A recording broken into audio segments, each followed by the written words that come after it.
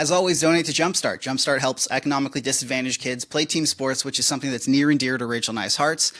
So if you go to the links in this description below, pretty much all the information that you will need to donate is there. So we really encourage you, if you can, to do so. Again, it's a great cause. We love Jumpstart. They are our charity of choice. If you can, please donate. All right, Rachel. Well, I don't think there's any better way to start this show than with a clip from the most recent Buffalo Sabres broadcast. And I'm going to play it now. Puck is dropped and it's full. The opening period, and Razor just took another one. I was watching that game because it was Sabres Rangers, and obviously Nick is a huge Rangers fan. And I was watching that, and he was kind of like in and out dozing because it was like 5-0 at that point, or whatever it was, 4-0. I think it's 5-1 in the clip. No, 4-0. Yeah, you're right, 4-0. Yeah, both of us were. Wait a minute. Did he just say that word on the broadcast? And he said that while hitting the mute button. He said it a lot louder after he hit that mute button. So I love the way that he says the word, because it's the emphasis on the CK at the end that really shows it's like legitimate. Because when you stub your toe, or when you get your finger caught in a drawer or something like that, just like a thing that hurts, but it's not like obviously life threatening, but it's just like a really annoying thing. Like you bang your foot on a table, you go like fuck. I walked into a door frame today, so. And did you go? I did swear, yes. Yeah, so there you go. Did you see what he did on Tuesday night though for the Sabres game? Yeah, he went up to the 300 section. They set up a broadcast in the very last row of the very last section in the Harbor Center, which is incredible. Rob Ray is as tough as they come. You look at Rick Jenneret commentating highlights, and Rob Ray fighting is 50% of those highlights. This guy has been hit in the face with the puck 3 times this year, Mike. It's happened, and this is not the first year that it's happened either. And Rob Ray is also the sort of not recipient. He's the author of one of my favorite clips, which is him and Pierre Maguire were between the benches, and Pierre Maguire got really excited about something and grabbed Rob Ray's arm, and Rob Ray gave him a look. And I want everyone to go look up this. Rob Ray gave him a look he was like, if you don't let go of my arm right now, I will send you into the 5th row. Exactly. He is somehow, when Rob Ray steps between those benches, and that's the thing. The Sabres are so moribund this year, unfortunately. I want them to be good so bad. Buffalo deserves a good hockey team. Their local ratings are always through the roof. They're always when it comes to local TV ratings, Buffalonians, or however you want to call them, they watch hockey more than anyone else. The Buffaloes. The Buffaloes. And Rob, and yet the most exciting part of their season so far is the fact that they're in between the benches guys gotten hit with a puck 3 times. Right, and poor Rob Ray, it is not even remotely a hot take to say, he's between the benches. He is the toughest individual near that ice surface. He could probably still beat the crap out of every single player that was playing in that game. Oh, absolutely. Without a doubt. Now, when it comes to toughness. Speaking of beating people up. Speaking of beating people, I just want everyone to know. Or actually, you know what? Let me say this. Canadians, obviously it's been a week since the Four Nations. Canadians needed that so badly. And I personally needed it so badly just for my national pride. Because we have to wake up every day, log on to whatever social media app, doesn't matter which one at this point, and see the President of the United States call Canada the 51st state. And boom. We're going to talk about the Four Nations as a tournament and the success that it was, but on this topic. So for my birthday, Nick got me Broadway tickets. And like, we didn't realize the day, but it was for Thursday. And we went to see Harry Potter and the Cursed Child. By the way, 10 out of 10, I absolutely will be going to see that again. It was absolutely incredible. But basically, we went, and I had grown so tired of the rhetoric after Saturday's game, where like a bunch of just bad faith act, like Marjorie Taylor Greene, get the out of here, you're not welcome in hockey, leave. Like the End Wokeness account, libs of TikTok, you know exactly who I'm talking about. And they were like, oh, like if Ted Cruz, by the way, an actual government official, was like, whoever wins on Thursday night gets to keep Canada. So number one, you Ted Cruz, you absolutely suck. Moving along. I had grown so tired of the rhetoric that by Thursday, I was like, I'm actually kind of happy I don't have to watch this game. Because I'm on American soil as a Canadian, and like, I don't want to deal with it. So we go to Harry Potter, show is fantastic. By the time we get back, we go to like the bar that Nick's friend owns, and so like we're there all the time, and they know I'm Canadian. We're sitting at the rail. This bar is filled with Americans. And I said to Nick on the way in, I'm like, I'm going to have to be so reserved. Like, I'm going to have to go back into like lockdown mode. But if one of my friends scores, like, I don't know if I'm going to be able to hold it in. And he was like, that's fine. So we're sitting there. It gets to overtime. I'm, like, ready to die at this point. And when Connor scored, I literally was like, Like, it felt so good because every single person in that bar was so unhappy. And I was like, you could take your 51st date and shove it up your ass. Like, it felt so good. So I'm right there with you. Like, you heard what John Cooper said. He's like, you've played this whole tournament for yourselves. Now you have to play for your country. And that's exactly what they did. It was incredible. And like, you know what? Shout out to Mitch Marner. Mm-hmm. Shout out to Mitch Marner for that. I don't know why you had to be reserved in that context. Like, if I don't want to get beat up.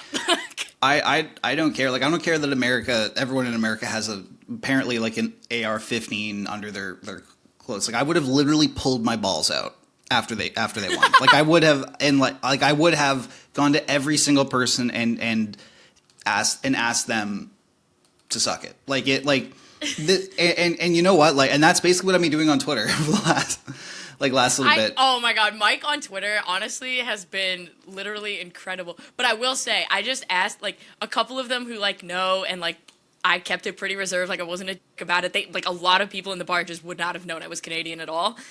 The one guy walks over and he's like, what would you like to drink? Because I hadn't been drinking. And I was like, I will take a Canadian Club. And he looked at me and like the strongest pour, right? And just like hands it over. I get the bill after. It isn't even on the bill. Like, yeah, because winners don't have to pay for their drinks. How many meals is Connor McDavid paying for in Newmarket this summer? And is it more than zero? Connor McDavid will never pay for a meal in the country of Canada ever again. Like, I feel like if anyone sees him at a restaurant, you kind of just have like your money's no good here. But your money is no good here. It does not. Like, I will not accept this currency from you. Like this. Exactly. Yeah. And you know who else is going to earn that treatment? And this is the complete opposite of who I thought was going to at the end of this, is Jordan Binnington. Jordan Binnington. Yo, yeah, we kind of hand up. Yeah, we like, I apologize. I thought this guy was 100% going to cost Canada their gold medal. He was playing like garbage. He has played like garbage. He has played like garbage for the last 5 years since he won that cup. Like, he has not been a good goaltender for that long. And on top of that, all the extracurricular stuff that he's done, in the crease, and then also down, like throwing water bottles at Nazem Kadri during the playoffs and stuff like that, like just a bunch of garbage. And yet, right. And yet here we are. Like I don't think Aiden Hill makes those saves in overtime. I definitely don't think Sam Montembeault makes those saves. Sam Montembeault does not make those saves. The conversation is Mackenzie Blackwood and Logan Thompson. And I don't think they do either. Like, I really don't. Like, that those I think were Blackwood saves. Does. I don't know. Like, Blackwood, I don't have a lot of faith in Blackwood. Like this. He has a 940 in the last 3 months. That's great. A 940. But like I just think there's something about Binnington in this game. Like he rose to the occasion. Never had when they named the team, right? Everyone said, okay, like we don't have an issue that Jordan Binnington is on the team. Yeah. Right? Because let's face it, like Darcy Kemper wasn't playing all that well at that point, and it should have been Thompson, Blackwood, and Binnington. That's what everyone had kind of said. Like, we get it. Binnington has the pedigree with Hockey Canada, and they like him, so like it makes sense that he's there. Nobody was saying when the team was named that he shouldn't have been on the team.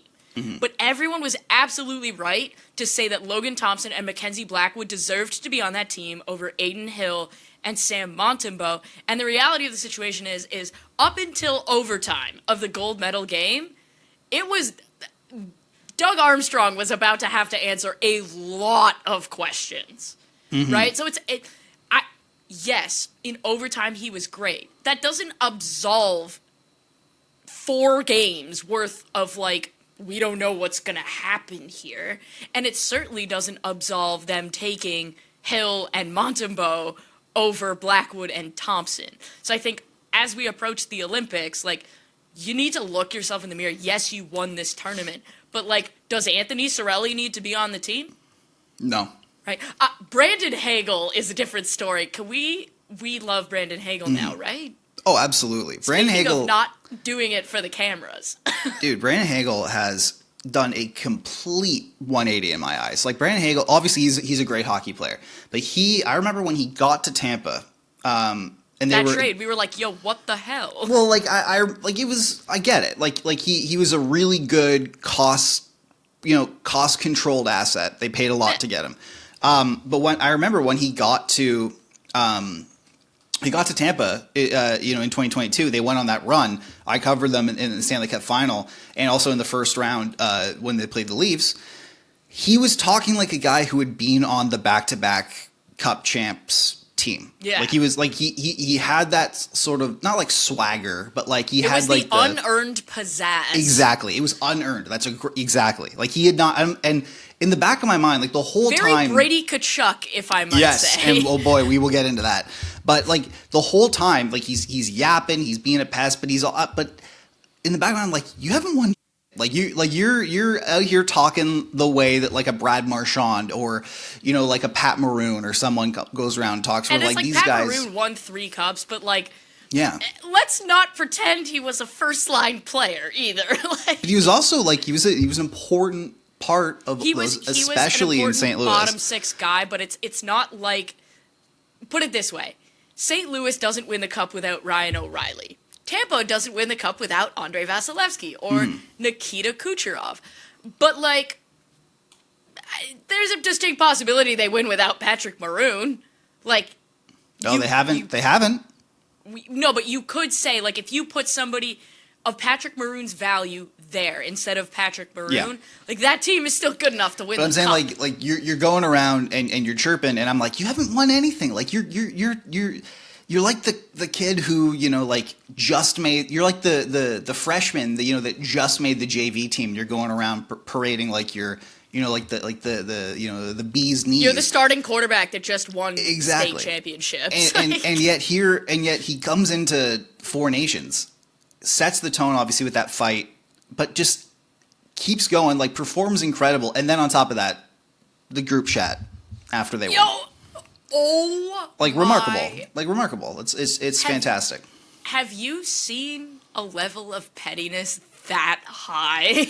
Well, it's also like, and I guess we can use this to segue into the other side for a second. But like I love when athletes talk in the media.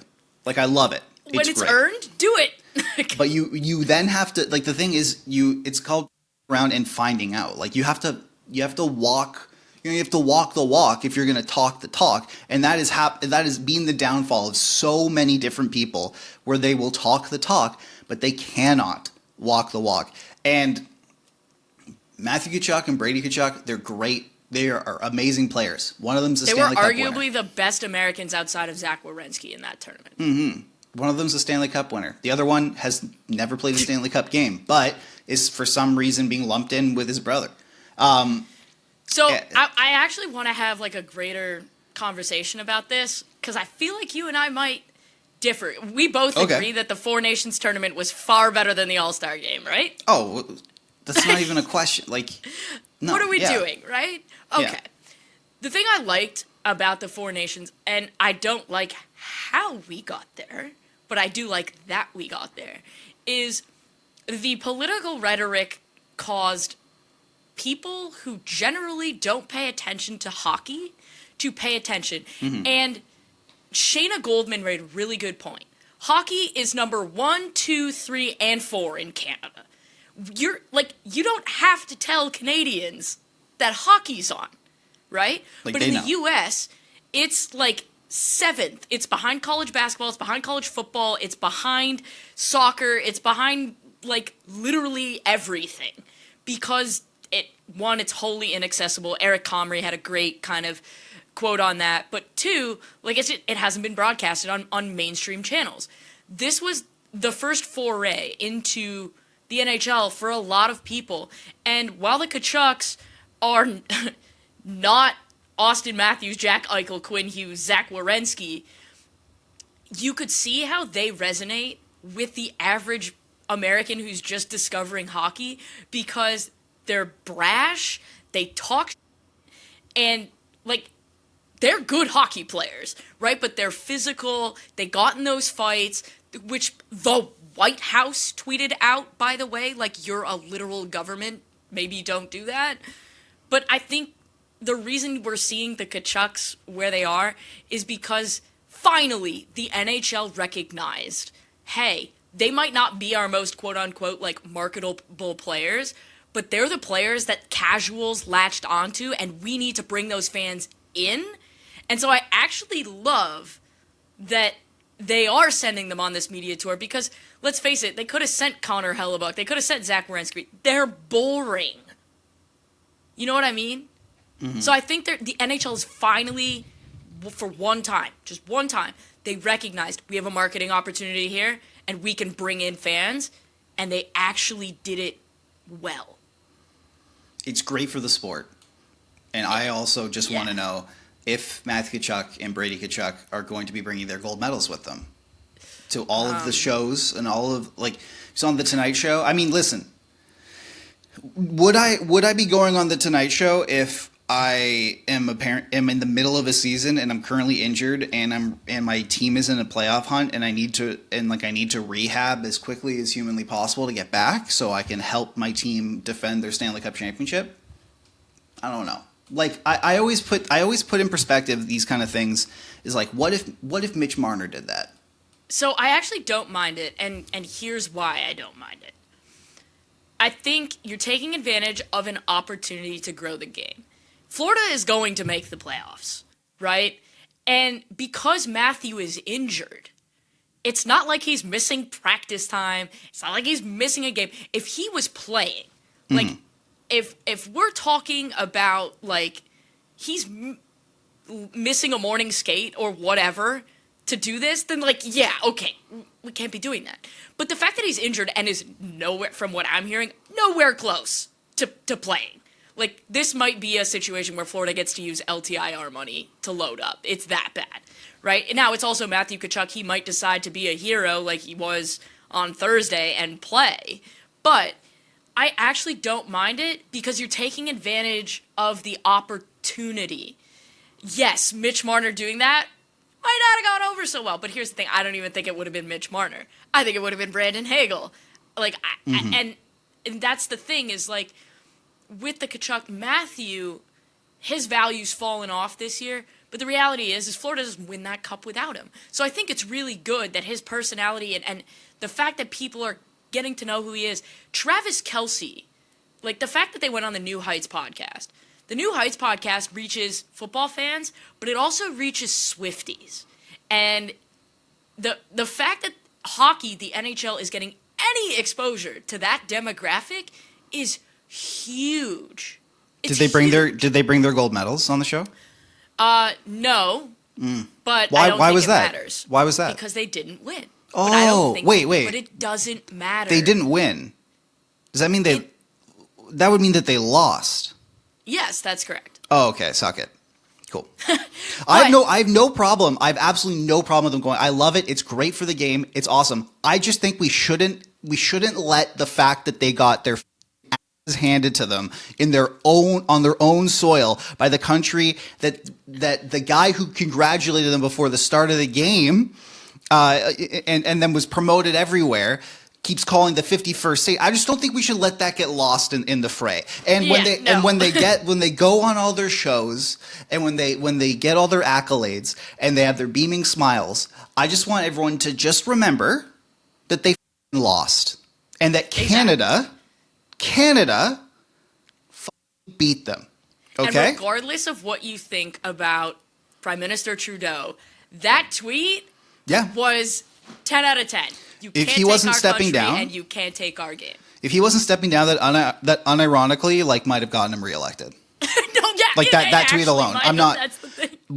Voters these days are so single issue and so stupid. Not stupid, but by the way, simple. There's literally an election.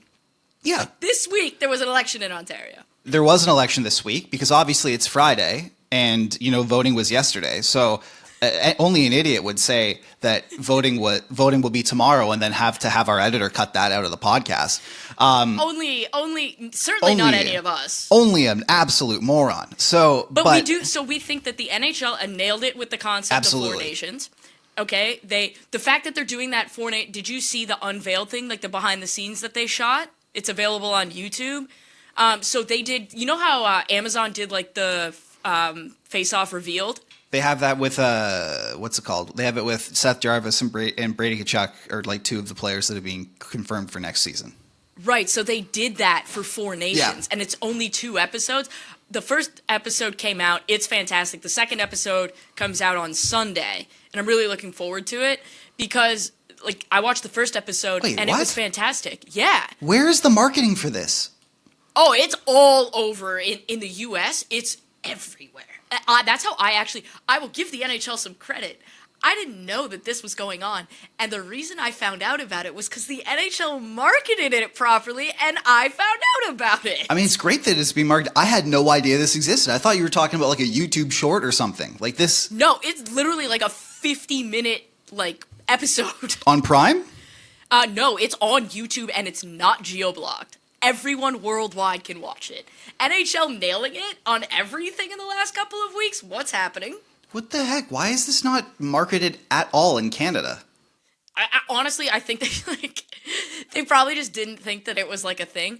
But, I mean, the NHL absolutely knocked this out of the park.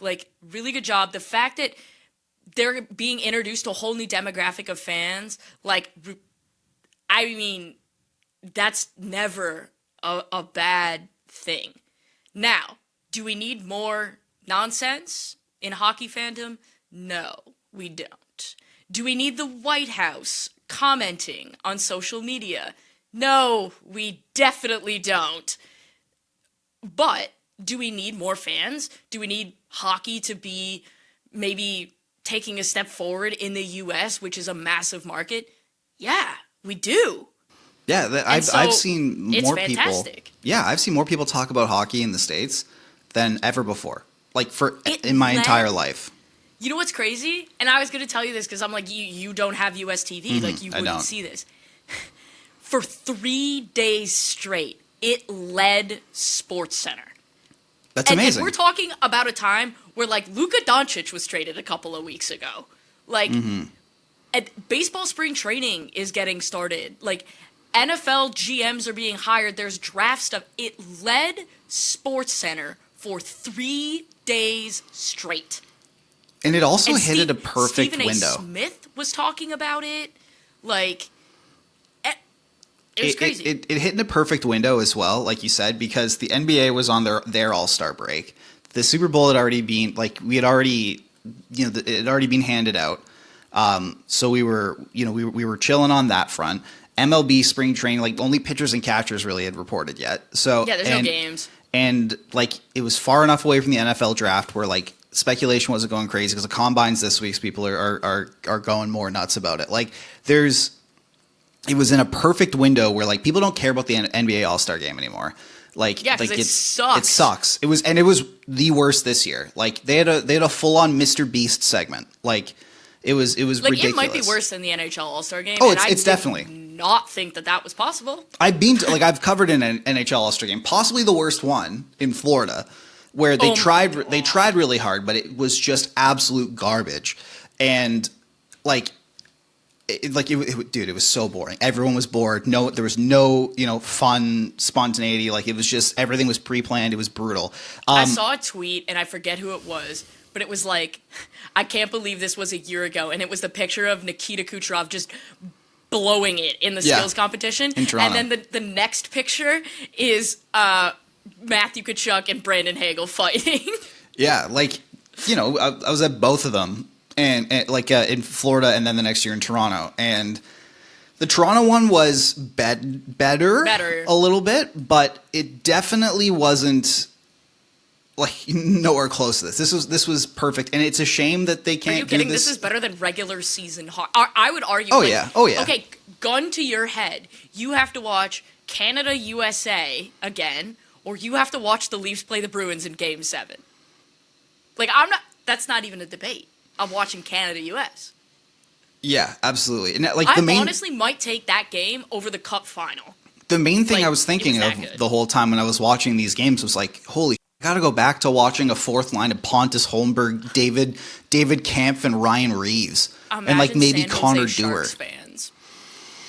Imagine being a Sharks fan and being like, I got to go back to watching the Sharks. What, Macklin Celebrini? Like that's fun. Will Smith? But I'm talking yeah. Yeah, but you also got to go back to watching Alexander Georgiev and net. Yeah.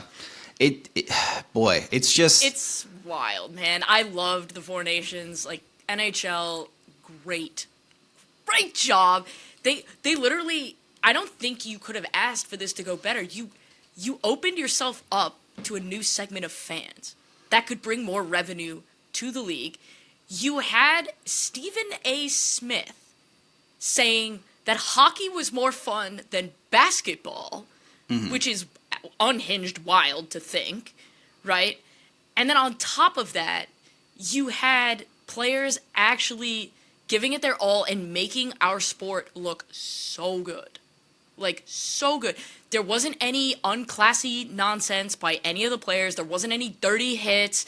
There were fights, which was amazing. But, all of the games were good. High quality talent. There were no blowouts. None. Yeah, and honestly, I really hope that, a bunch of those fans, didn't tune in and are I'm going to watch, some two random teams play. And they're like, who is Justin Brazeau? What is that? You know what I mean? Because you see the drop-off, in that tournament, the drop-off in pace of play to the regular season. It's crazy. It looks like they're playing at Mach speed. Well, it looks like it's crazy. And also, this was... The NHL didn't... The NHL, first of all, they marketed it very well, but they also, it was a combination of, finally some good marketing on their end and also, a lot of luck. Because when they planned this, I don't think that they... when they planned their fun little, mid-season tournament, I don't think that they planned that it would had the potential to be the catalyst for the War of 1812, the sequel. I don't think right? Where it was the biggest geopolitical talking point forever, where one country is trying. It would be like where one country is threatening to annex the other country, and they're finally playing each other in a winner take all for glory and respect and redemption. They did not plan that. We had to listen to 4 days worth of absolute nonsense leading up to the final on Thursday. Could you imagine if the Americans had won? Oh, I honestly, I would have had to rethink, how much time I spent in the United States at that point. Because, the vitriol and the cockiness that random accounts were coming with, Clay Travis, I'm have you watched more than 5 games worth of hockey? He has not. Okay, shut up. Yeah, it was. You never would have been able. We never would have. They had to win that game. There was no other option. It was on the world stage. They had to win that game. we can put to bed Connor McDavid doesn't show up in big games now, because I feel like country needed him, and Connor McDavid really said, I got this. Who, like, you could say potentially Crosby, but, like, it just... Crosby, McKinnon, like, all the of them best players show up in disgusting. these moments. And, like, listen, and like we said, we're a Toronto podcast, and from our perspective, like, hey, man, Mitch Marner showed up. OT winner.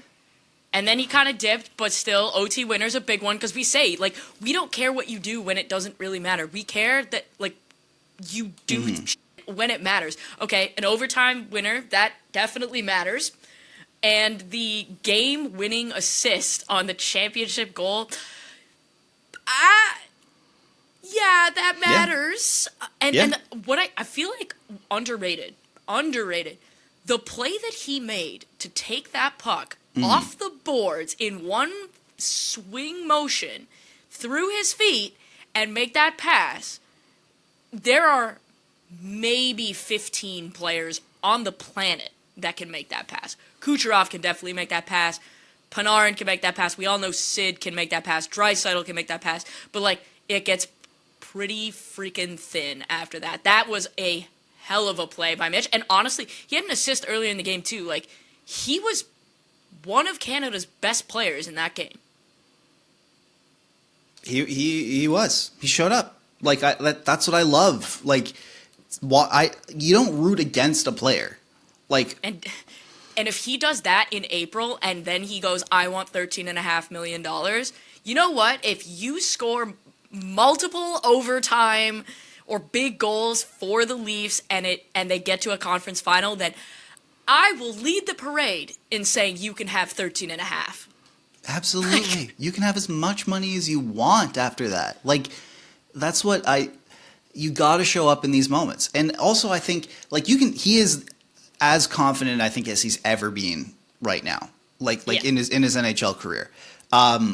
Because he obviously got the winner in Boston again last night. Like it matters. Like Boston. He scores. He goes in Boston, slays his own demons, and then goes back there the very next week and scores multiple goals. Like, if Mitch Marner, and I don't even say this lightly because I was having this conversation with somebody, if Boston somehow sneaks in and Toronto wins the division and they play, if Mitch Marner has no points in games 1 to 4, but then goes 2 points a game in games 5, 6, and 7, and the Leafs win, nobody's going to care about games 1 to 4.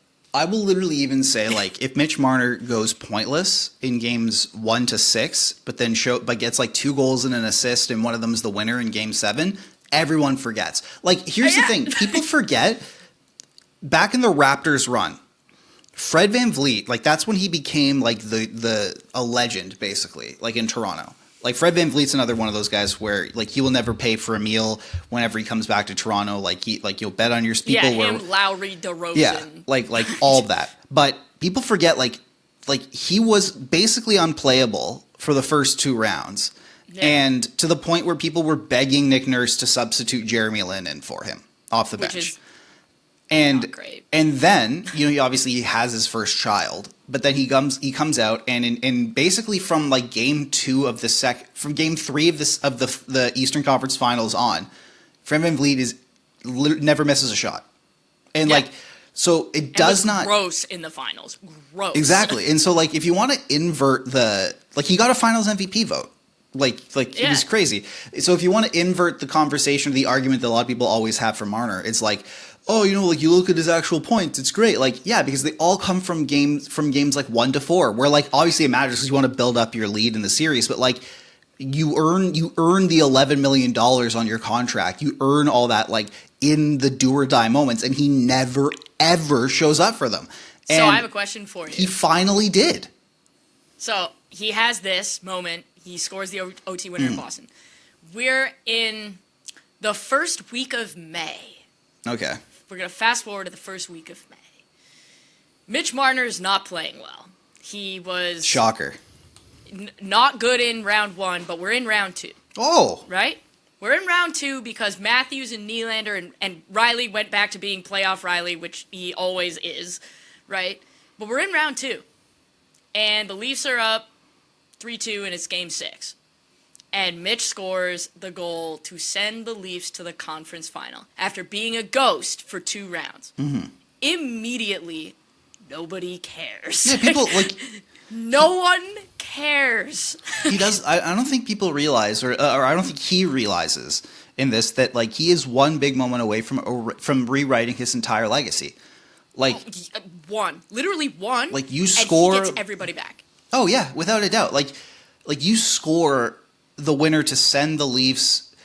You know, like maybe not in the first round, to beat like Boston. If you score the winner to beat the Bruins, beat Boston, like, and not like to knock them off. I'm talking. Yeah, that's what I mean. Like to send them home. You're good.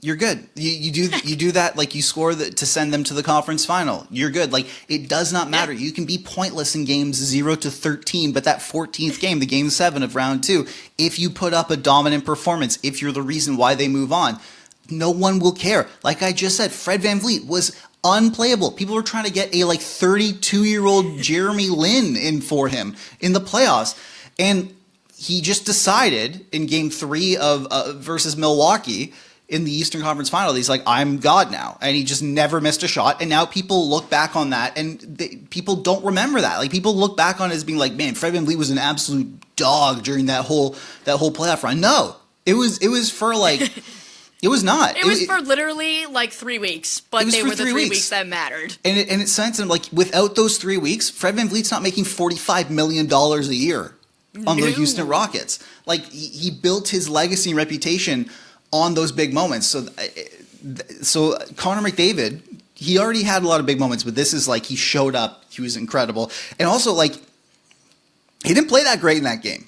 But no, by his own admission, he was like, I was not good. He did not play very well. I tweeted out right before he scored. I was like, who's this Connor McDavid guy people keep talking about? Is he playing? And then he scores, and I'm like, well, I'll just go myself, but fine. But there's your argument right there. Mm-hmm. Who is going to remember that 10 years from now? Who's going to remember? Do you remember that in the 2010 Olympics, Sidney Crosby was terrible? Yeah, but he scored the goal. Doesn't matter. He's a hero. Like, who cares? You know? He's going to end up on Canadian money at some point. He should. I would rather him on Canadian money than the honorary captain. That's for sure. Yeah, fair enough. Speaking of, let's be petty, and we are somewhat running out of time, so we'll do this and then a lifeline. It's an important lifeline. It actually it ties into us, to you and me, Rachel. Terrifying. No, like to our profession, I would say, of podcasting. But speaking of pettiness, Luka Doncic. Yo. So you know, like, so great. Like, I know it's a very low-hanging analogy. So just for people who don't know, Luka Doncic played the Dallas Mavericks for the first time since being traded. Last night he put up 19 points, 15 rebounds, and 12 assists, and they won. Incredible. There's also a legendary photo of him staring down Nico. Is it Harrison? I don't even want to. Yeah, it's Nico Harrison. That photo where they literally have everybody else blurred and it's just Luka. There's that one, and then there's the one where Jason Kidd is giving him side eye because he's too scared to look at him. It's remarkable. So you know someone is a piece of shit when, or like even okay. Let me even put it this way. Like, yeah, you know, sometimes people doth protest too much. You know. Yes. And so let's say, you know, a couple breaks up, right? Out of the blue, but they break up. Oh no. Couldn't be me. No. It's never happened to me either. Yeah, all right. and you know, when you're after a breakup, do you want to know who got dumped? If you ever want to know who got dumped, it's the person who goes around talking shit about the other person. Yo. And so all we have heard since they traded Luka Doncic, since the Dallas Mavericks traded Luka Doncic, is it was all these reports that had been fed from anonymous sources, clearly coming from the Dallas Mavericks, who were saying they were really, they were really dissuaded by Luka's, like, you know, fitness habits.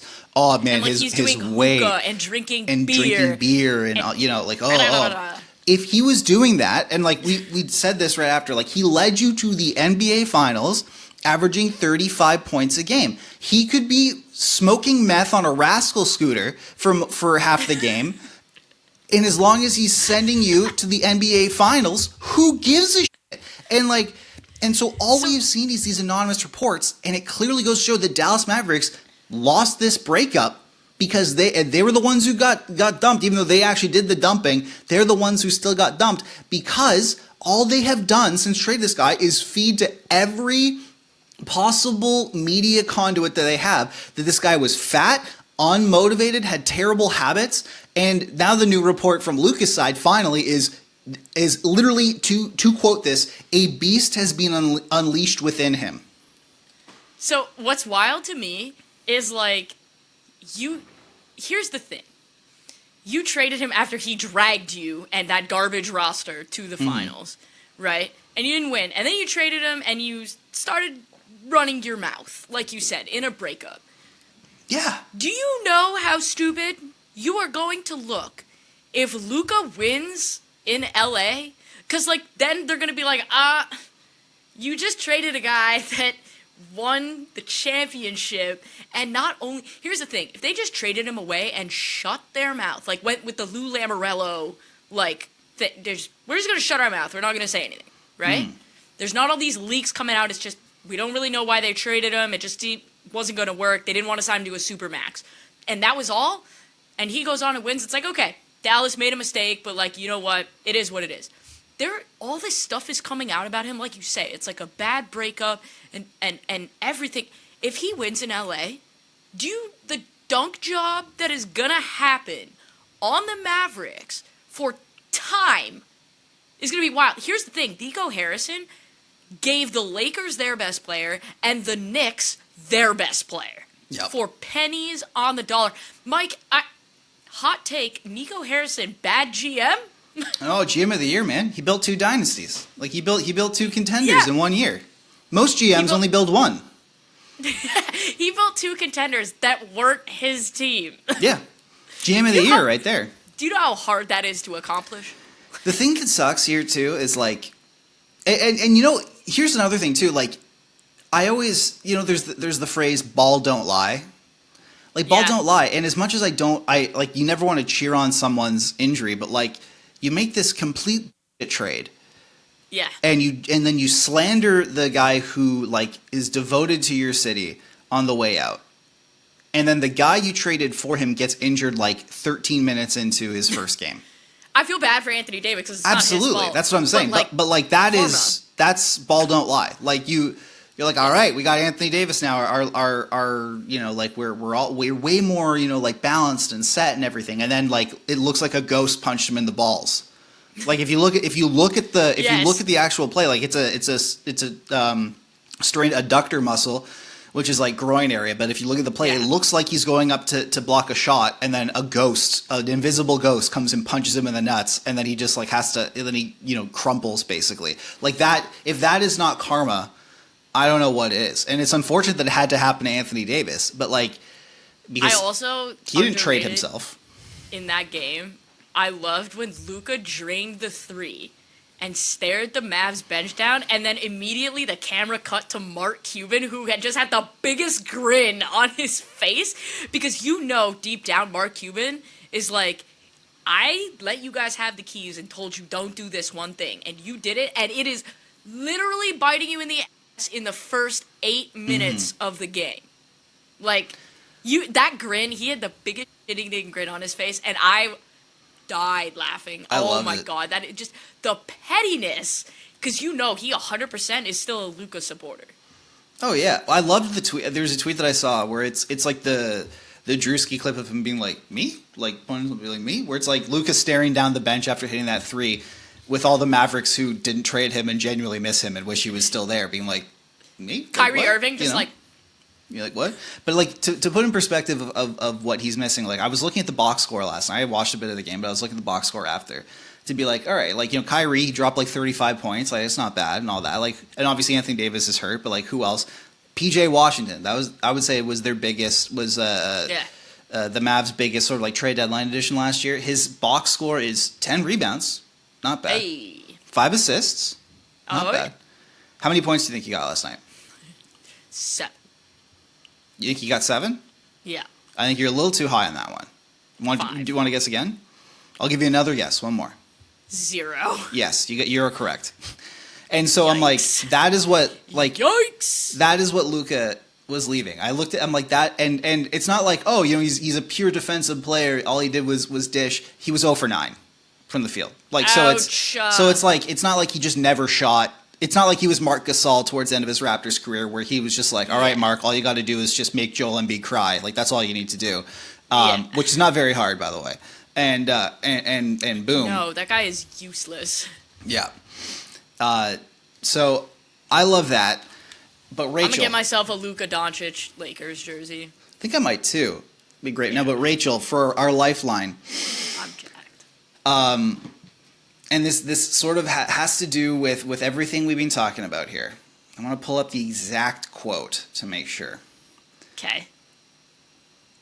But, people think that podcasting is...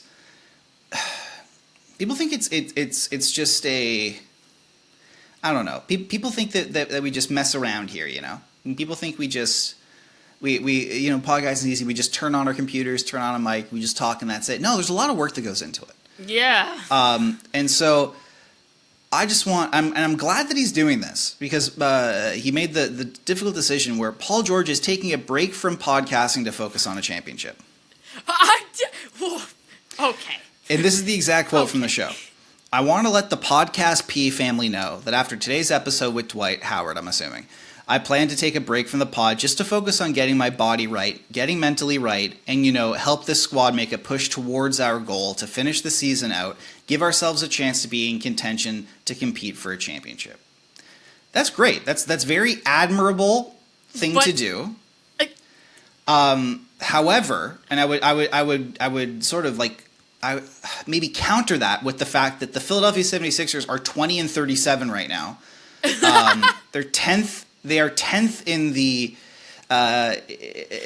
Eastern Conference, which is Chris Paul drains a 3 to bring the Suns within 42 points. That's giving this. Exactly. And Paul George, who was on a max deal, making almost $60 million a year, is averaging 16.2 points, 4.2 assists, and 5.2 rebounds, which is his worst. They're also on an 8-game losing streak. They're 12th in the Eastern Conference. The Raptors, who are actively trying to be bad, are 2 games behind them at 18-40. Keep in mind the Raptors want to be bad. Yeah, they're actively tanking. The 76ers, this was their all-in year, where they got Paul George, paid him a max contract. Their first-round pick, I believe, is now with for him to do a goddamn podcast. That's incredible. Now, there was another stat, Rachel, that will blow your absolute mind. Oh, good Jesus. And I have to, I always have these on hand, but I need to pull it up just to be sure. Since joining the Sixers, Paul George has uploaded more podcast clips to YouTube than field goals made. Oh my God. The Podcast P account has uploaded 228 clips since he joined the 76ers in July of this past summer. He has made 191 field goals as a Philadelphia 76er. Okay.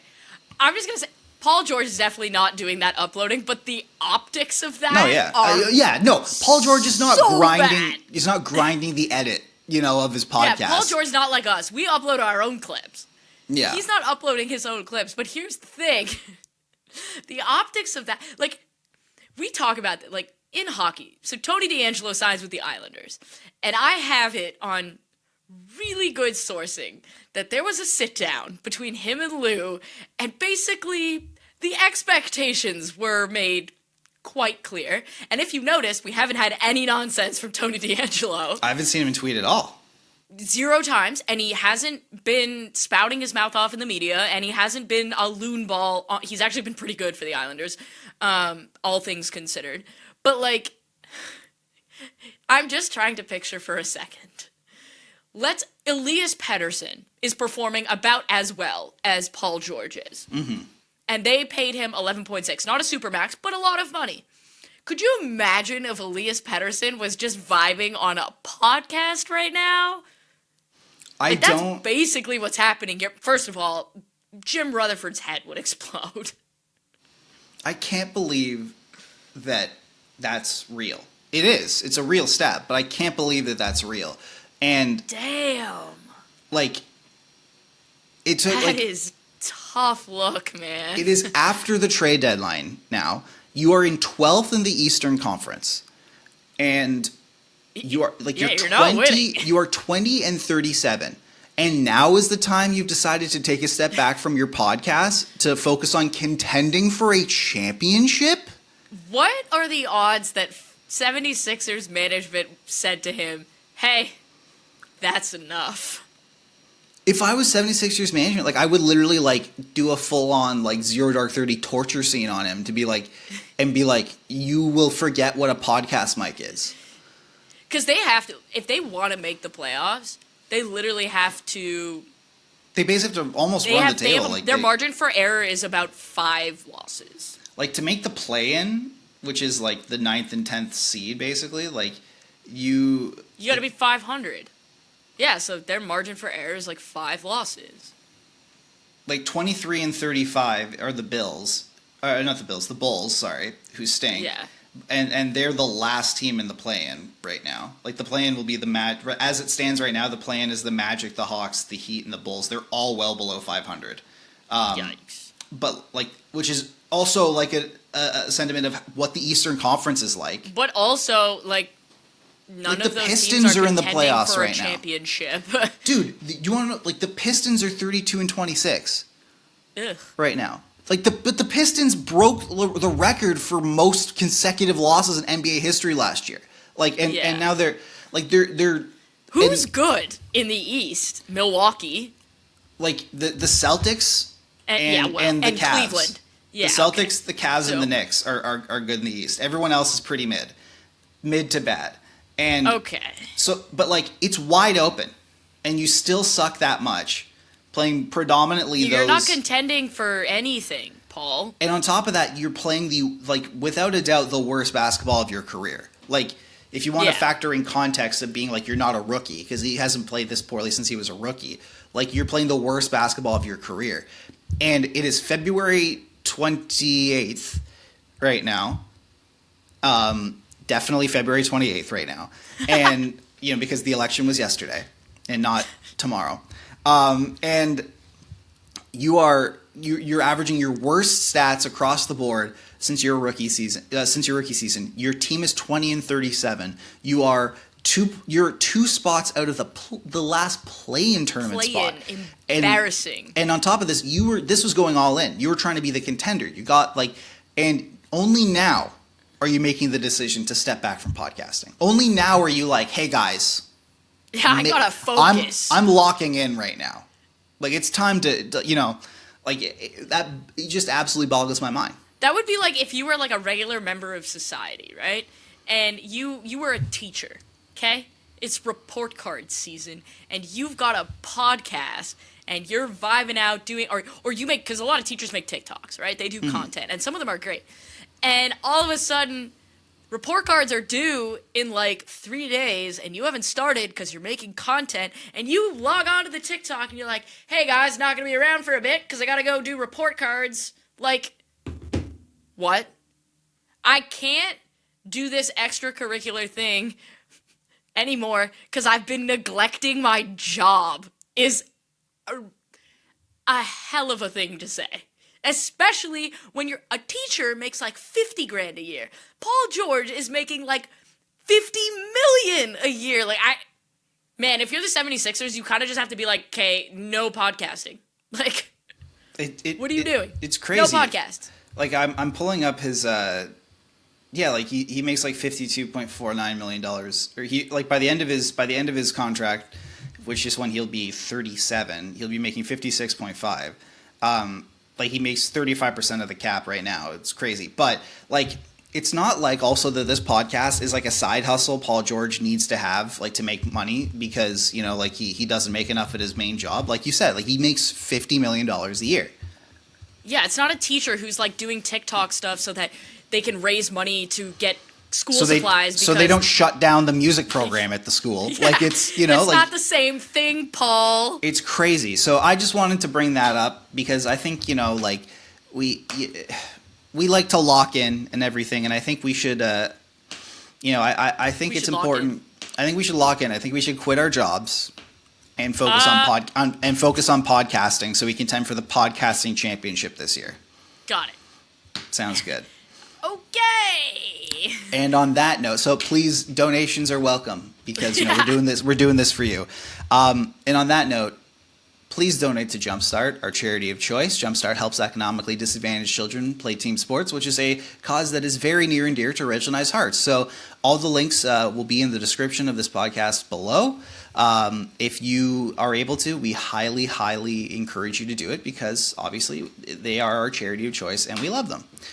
Rachel, before we head out, is there anything you would like to leave our lovely listeners with? Nope, honestly.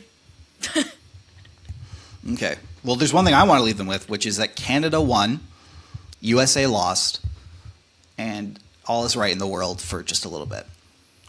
Honestly, for about 4 seconds. Mm-hmm. And I'll take that win any day.